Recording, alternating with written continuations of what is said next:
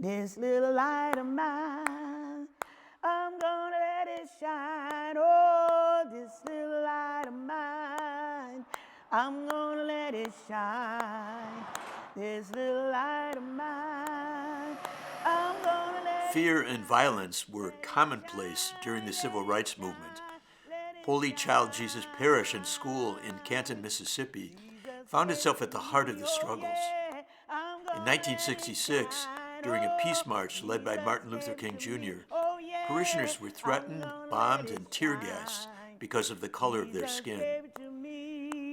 Faith helped young black Catholics in Canton to not only press forward, but also lead lives that have inspired others.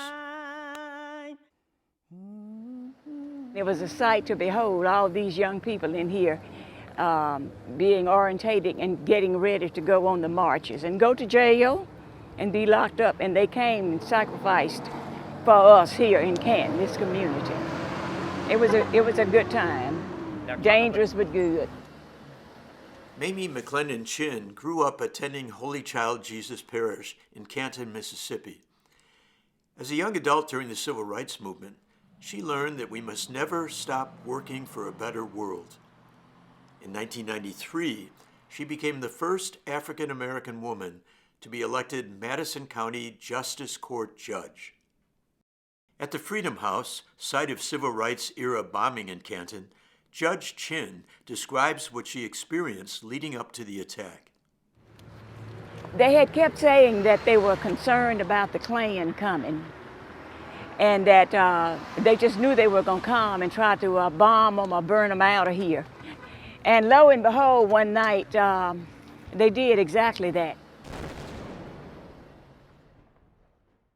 They threw a bomb in the Freedom House. I heard it that night. I heard the bomb blast when it went off.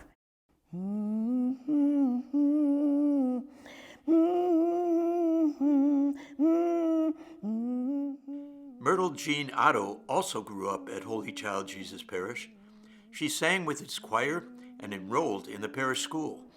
We had a little barracks church that Mr. Blackman built. And he added the cross onto the top of it and everything. And they fixed the sidewalks for we could walk over to the church. And Sister Vincenza had one of the little antique organs that you play, that you paddle, and that you play. And we had Mass there every Sunday. And we had our Easter there. And then as time went on, we started the school here at Holy Child. But even for innocent children, the discrimination and violence in her hometown were unavoidable.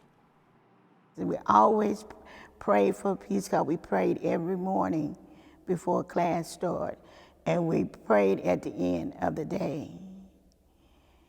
And as time went on, civil rights came to town, but the Ku Klux Klansmen came with their clothes on and their guns.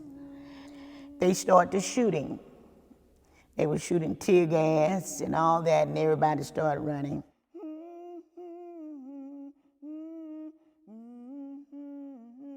A whole bunch of us were tear gassed, and we were running everywhere. The streets were just full of folks flying. And I saw all these men drive up in these official-looking cars. They were highway patrolmen. And then they put these masks over their faces, and they made a line on the backside of the schoolyard, and they started firing that tear gas. It was awful.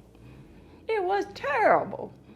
Adults, people, children were running everywhere they could run to try to get away from that tear gas.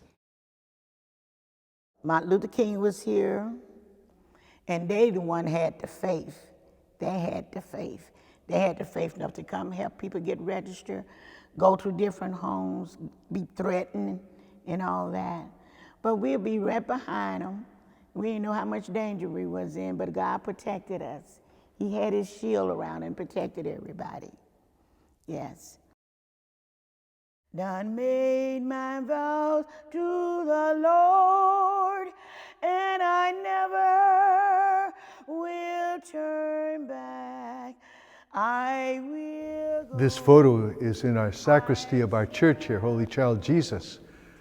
And it was taken in June 1966 when Dr. King and all the marchers on the March for Freedom Against Fear were here on the property. Most of them stayed in our gymnasium.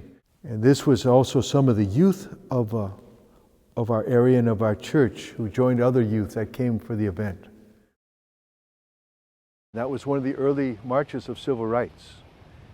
And this is where it got the most notice for a while because of the violence done against the marchers.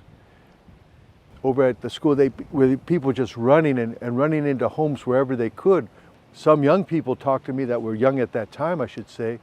They said they were just in fear because they came to see Dr. King, they seemed others, but they ended up also having to run for their lives.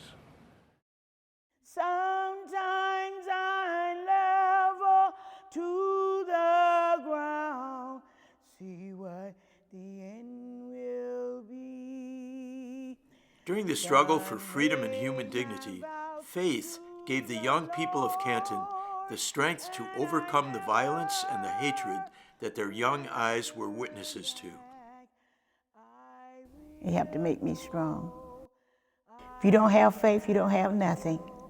Because faith helps us to keep going, to carry on.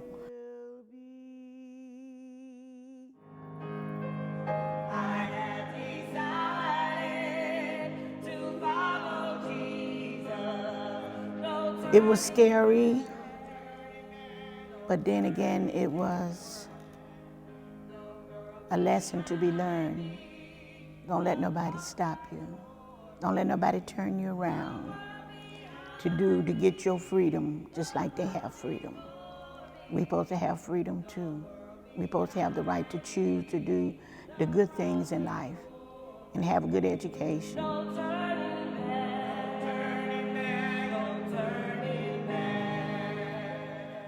You have to work for it and ask God to give you faith to do it, you know.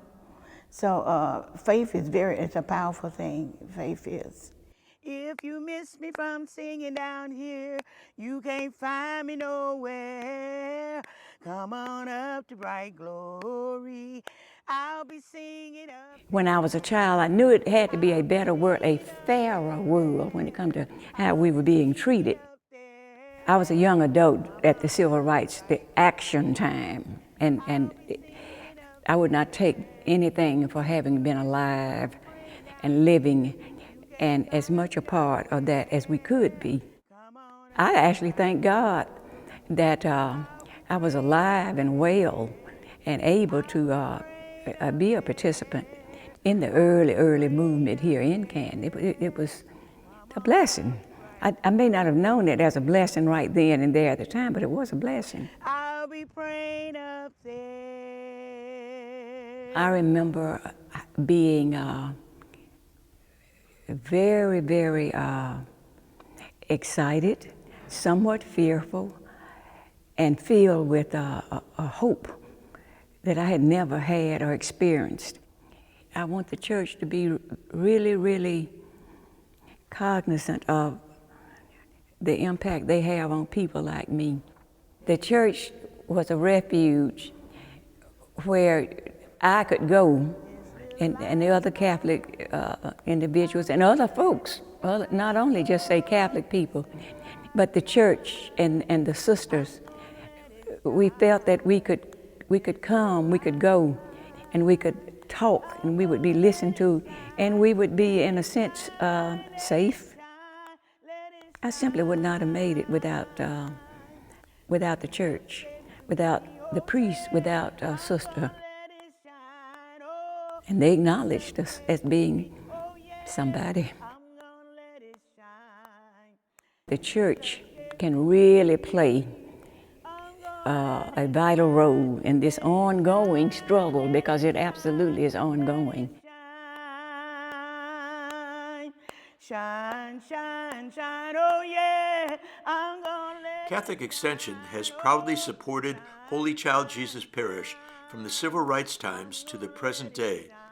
Learn more about our work at catholicextension.org. let it shine.